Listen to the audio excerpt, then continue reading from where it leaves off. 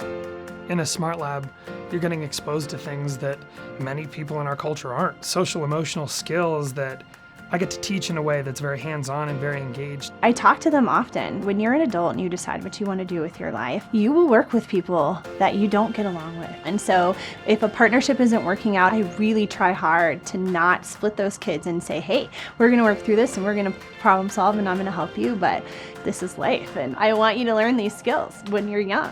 What's great about the SmartLab is that it celebrates these failures, because from those failures comes these amazing learning experiences. Project-based learning gives them an opportunity to go, this isn't working, what do I do? And the freedom to fail on the last day of a project and go, I tried real hard, and that's what's important, gives kids that opportunity as they grow to realize if I'm putting in my best effort, I'm doing what I'm supposed to be doing.